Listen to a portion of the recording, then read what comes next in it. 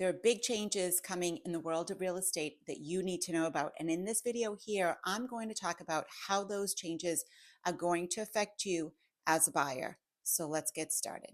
Hello, everyone. If you're new here, my name is Sara.dalicandro, and I'm a real estate agent in Eastern Massachusetts. I help people with all their real estate needs. So whether you're buying, selling, renting, or investing, I can help you. In this channel here, we talk about all things real estate, all things Massachusetts, and all things homeownership. So if any of that is of interest to you, go ahead and hit that subscribe button and that little bell so you're notified whenever a new video drops. And if you have questions about the real estate market, always feel free to put them in the comments below or email me. My contact information is in the description.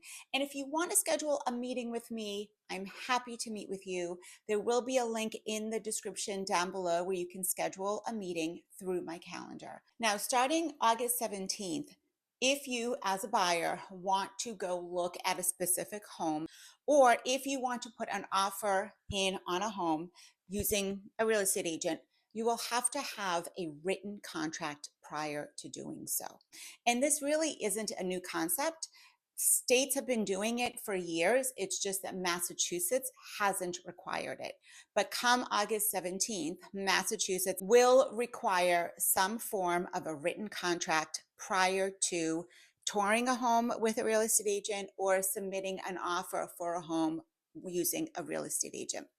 Now, if you go to an open house and you have, you're just going from open house to open house, that's different. You're more than welcome to talk to the agent that is at the open house, ask questions about the home, all that kind of stuff.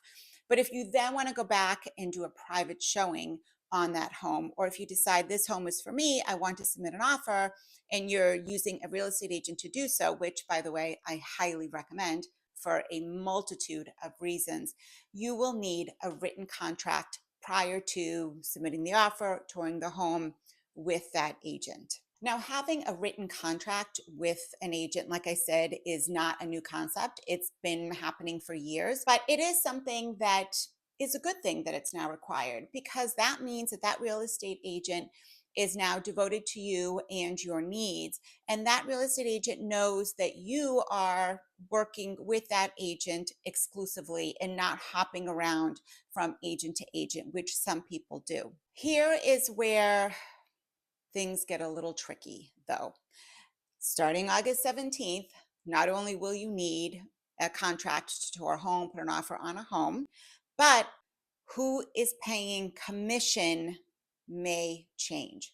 Now, past practice has been that sellers typically pay the commission to their real estate agent and to the agent representing the buyer. Now, there's always been an option for the seller to pay what the seller deems appropriate for either agent. And typically it's a percentage of the sale price, and that varies because that is negotiable. When, as a seller, you determine what you're paying the agent who you are hiring to sell your home, you also can pay the agent representing the buyer. And like I said, that's kind of been the past practice. Now, when you sign a contract between yourself and a buyer's agent, so you want to go buy a house and you are working with an agent, in that contract, it states how much that agent will get paid. And again, that all depends on you and your real estate agent. It could be, a flat fee, it could be a percentage, and what that percentage is, again, varies between you and your client. Now, if the seller is offering a commission to the buyer's agent, that's great. But if the seller decides not to offer a commission to the buyer's agent, then we run into a little bit of a challenge.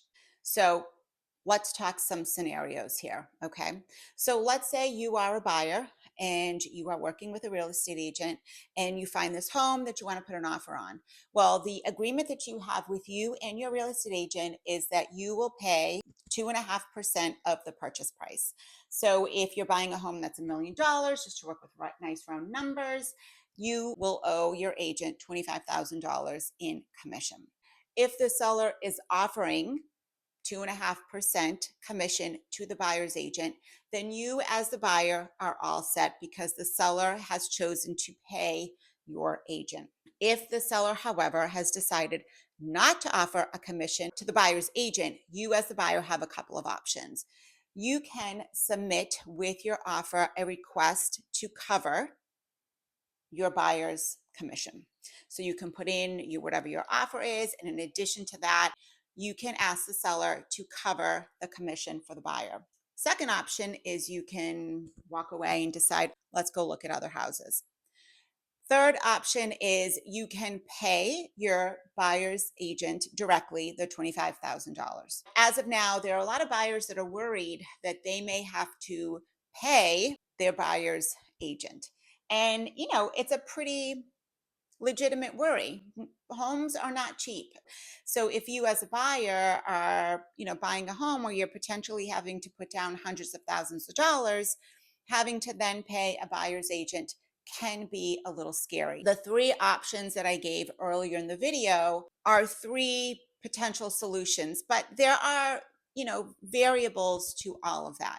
So if you're not sure how your home search is going to look after August 17th, I highly recommend that you talk to a real estate agent. When you're spending hundreds of thousands of dollars on what is possibly your biggest purchase and biggest investment, you don't want to be doing it alone. You want to be doing it with a local professional who is versed in negotiating and who knows of all the potholes and potential legalities there are between getting an offer accepted and closing day, which, by the way, there's quite a bit.